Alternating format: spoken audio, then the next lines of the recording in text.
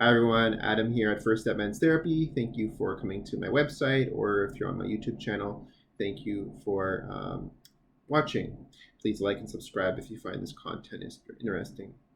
I thought what I'd do today is talk to you about why addiction, and in this case sex and porn addiction, is really the symptom and not the root cause that needs to be addressed. A lot of people come into my office and they say to me, I just want to get rid of this porn addiction and then everything will be back to normal.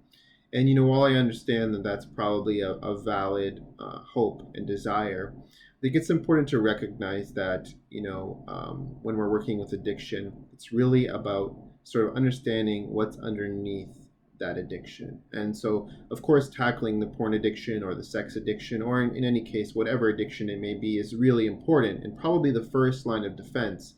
The real work really happens when we start to explore and understand what's underneath it. And for some people, that might be trauma. Maybe it's, an adverse childhood experience.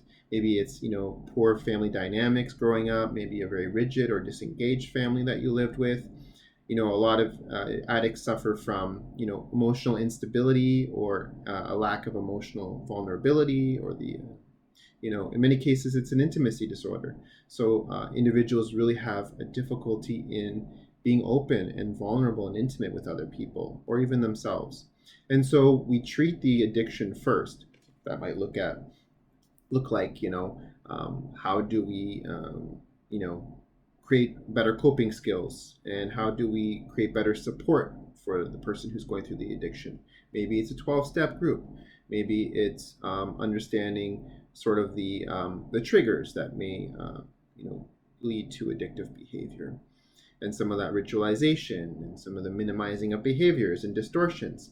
But once that's sort of identified and being managed, the real work comes when an individual starts to learn a bit more about what led to this point. Most people don't get to an addiction just on its own.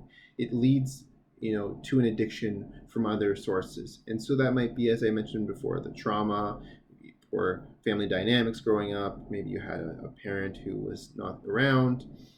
Maybe you had a difficult divorce or traumatic injury growing up. And so really understanding sort of by connecting the dots and opening up that sort of exploration into the story, can we really start to do the serious work.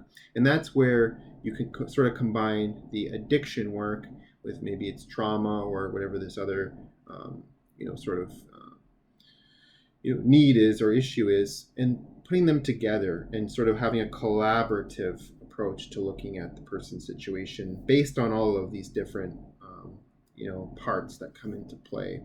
And so that's why I think it's sometimes, if we look at sex and porn addiction or addiction in general as sort of like a Band-Aid, if we rip the Band-Aid off and remove the Band-Aid, we start to see the wounds underneath.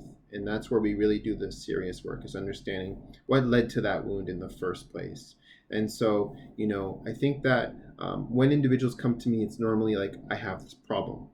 But we understand that though it's a problem, let's look at what led to it as well. And so that's where this collaborative work on understanding both the problem and what led to the problem being really sort of a two-part exploration with therapy. And so there's many different exercises that a therapist can do to sort of bring out those different elements throughout a session. So I hope that was helpful. Please like and subscribe. If you'd like to have me to talk about another topic related to sex and porn addiction, please send me an email, adam@firststepmenstherapy.com, and I'd be happy to share my insight on it. So thank you very much for watching, and I will be back next week with a new video.